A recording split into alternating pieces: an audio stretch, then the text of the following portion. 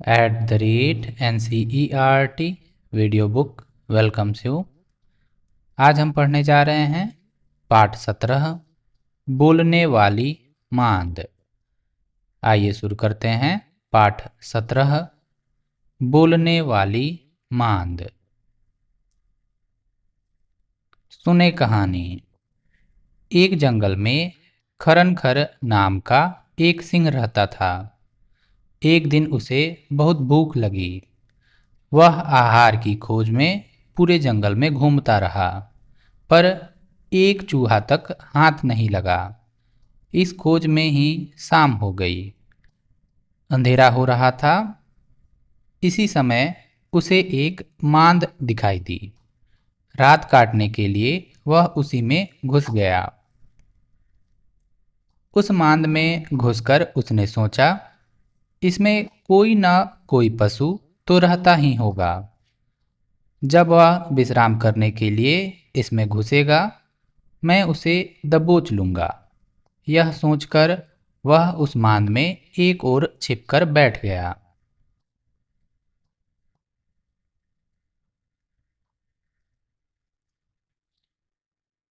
उस मांद में दधीपुच्छ नाम का एक सियार रहता था।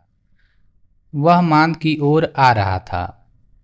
मांद के द्वार पर आकर उसने देखा तो उसे सिंह के पैरों के चिन्ह दिखाई दिए। चिन्ह मांद की ओर जाने के लिए तो थे, पर लौटने के नहीं थे। उसने सोचा, हे भगवान, आज तो मेरी जान पर ही आ बनी। इसके भीतर अवश्य कोई सिंह घुसा बैठा है। उसे समझ में नहीं आ रहा था कि वह क्या करे। वह पता करना चाहता था कि सिंह इस समय भी मांद के भीतर है या बाहर निकल गया है।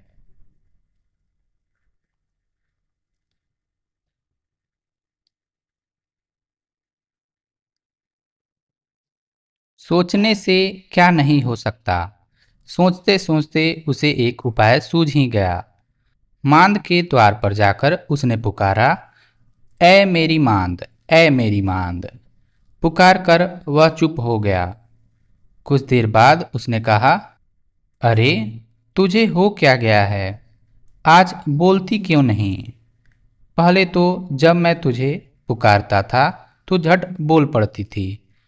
क्या तू यह भूल गई कि मैंने तुझसे कहा था कि मैं जब भी बाहर से आऊँगा तब तुझे पुकारूँगा, और जब तू उत्तर देगी उसके बाद ही मैं मांद के भीतर आऊँगा। यदि तूने इस बार भी उत्तर न दिया तो मैं तुझे छोड़कर किसी दूसरी मांद में चला जाऊँगा।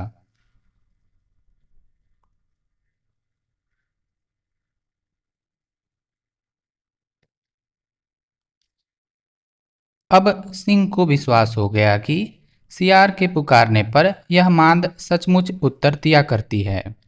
उसने सोचा, आज मैं आ गया हूँ, इसलिए डर के मारे इसके मुंह से ध्वनि नहीं निकल रही है। उसने सोचा, यह मांद नहीं बोलती है तो कोई बात नहीं, इसके स्थान पर मैं ही उत्तर दे देता हूँ। यदि चुप रहा तो हाथ आया शिकार भी चला जाएगा। यह सोचकर सिंह ने उसका उत्तर दे दिया। उसकी दहाड़ से वह मांद तो गूंज ही उठी। आसपास के पशु भी चौकन्ने हो गए। सियार वहां से यही कहते हुए चंपत हो गया कि इस वन में रहते हुए मैं बूढ़ा हो गया, पर आज तक कभी किसी मांद को बोलते हुए नहीं सुना।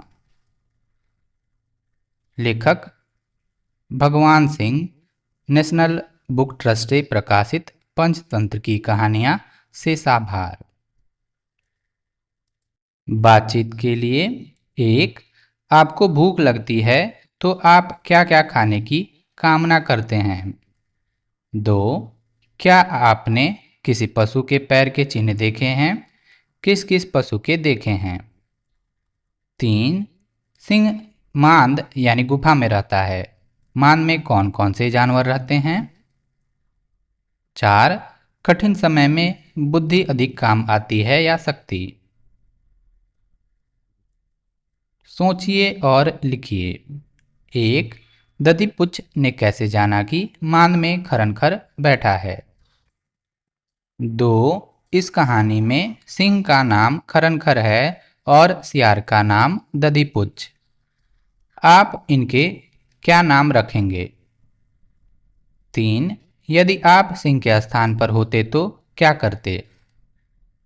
चार, जब सियार ने पुकारा, ऐ मेरी मांद, ऐ मेरी मांद, तब सिंह ने उत्तर दिया। सिंह ने उत्तर में क्या कहा होगा? शब्दों का खेल। एक, कहानी में मांद शब्द कितनी बार आया है? एक, दो, तीन, चार। इसी प्रकार आपको आगे भी गिनना है और जितनी बार मांद आया होगा वो अंक उत्तर में लिखना है। यहाँ पर दो, कहानी में आए चंद्र बिंदु वाले शब्द छांटकर लिखिए। मांद के ऊपर आप चंद्र बिंदु देख सकते हैं। गूंज के ऊपर यानी उत्तर में आपको गूंज लिखना है। हूं के ऊपर चंद्र बिंदु देख सकते हैं, हूं लिखना है।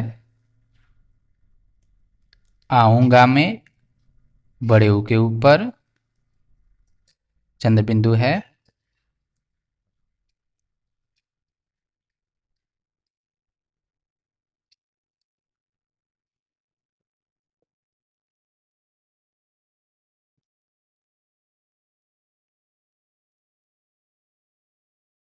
लूंगा के ऊपर देख सकते हैं चंद्र बिंदु है, आप उसे लिखें।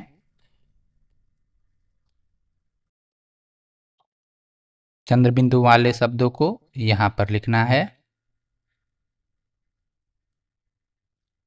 तीन, समान अर्थ वाले शब्दों की जोड़ी बनाकर लिखिए। जैसे शेर, सिंह, यहाँ लिखकर दिखाया गया है। इसी प्रकार गुफा और मांद।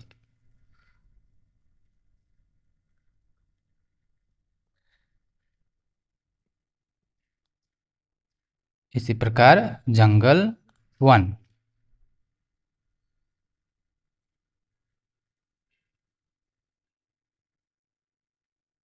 द्वार, दरवाजा।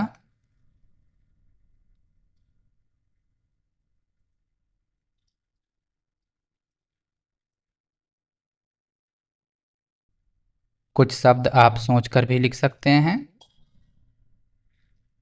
चार, नीचे लिखे शब्दों की सहायता से वाक्य पूरा कीजिए। शब्द है नदी, पहाड़, झरना, पेड़, गुफा, मांद, तितली, हवा, बादल, जाल। भूल गई। उदाहरण, मांद, क्या तू भूल गई? इसी प्रकार आप शब्द लिख सकते हैं। नदी, क्या तू भूल गई? पहाड़, ध्यान देंगे पहाड़ पुल्लिंग है तो यहाँ लिखेंगे पहाड़, क्या तू भूल गया? यहाँ भूल गया शीर्षक है उदाहरण के लिए। जाल, क्या तू भूल गया? इसी प्रकार पेड़,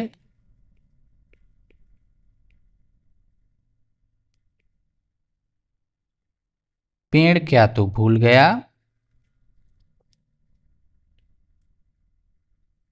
झरना, झरना, क्या तू भूल गई? गुफा, गुफा, क्या तू भूल गया? मांद, मांद, क्या तू भूल गई? तितली, तितली, क्या तू भूल गई? हवा, हवा, क्या तू भूल गई? इसी प्रकार बादल, बादल, क्या तू भूल गया? जाल, जाल, क्या तू भूल गया? यहाँ करके दिखाया गया है। शिक्षण संकेत, हिंदी भाषा में स्त्रीलिंग और पुल्लिंग शब्दों के बीच का अंतर स्पष्ट करते हुए बच्चों के समक्ष सरल उदाहरण रखें। बाद में बच्चों को स्वयं इनका प्रयोग करने के लिए प्रोत्साहित कर सहायता करें। 5. सही शब्द चुनकर रिक्त स्थान भरिए। शब्द हैं बाहर, चुप, जवान, सचमुच, याद, उजाला। उदाहरण, अंधेरा हो रहा है, उजाला हो रहा है। क, सिंह इस समय मांद के भीतर है या बाहर निकल गया।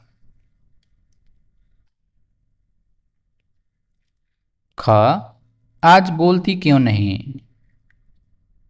चुप क्यों है। ग, मैं बूढ़ा हो गया हूँ, पहले तो मैं जवान था। घ, यह मांद झूठ मूठ ही जवाब देती है या फिर सचमुच बोलती है।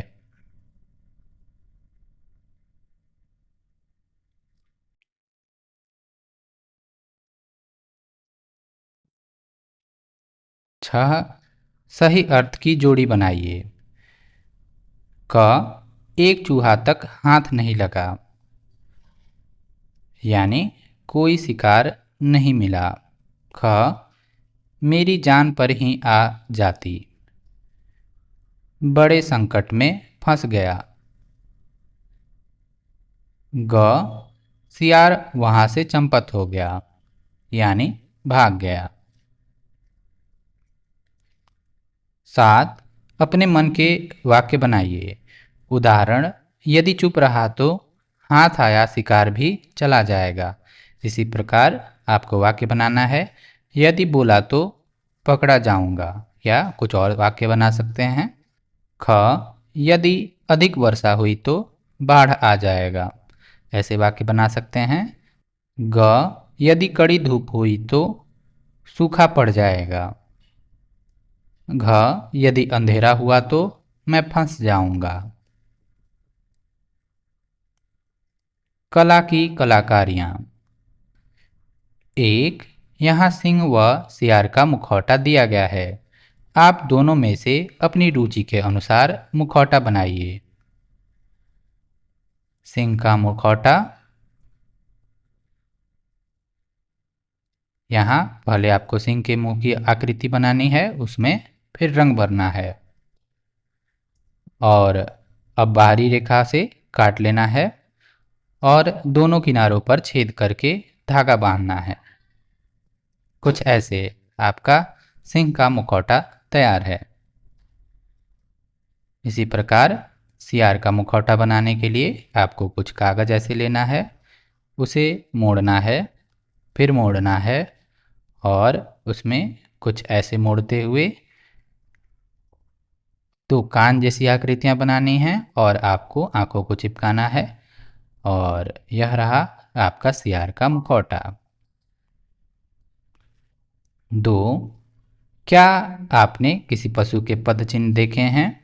अपने आसपास किसी पशु के पदचिन्ह खोजिए और यहाँ उसका नाम लिखिए। दिए गए स्थान पर उसका चित्र बनाइए।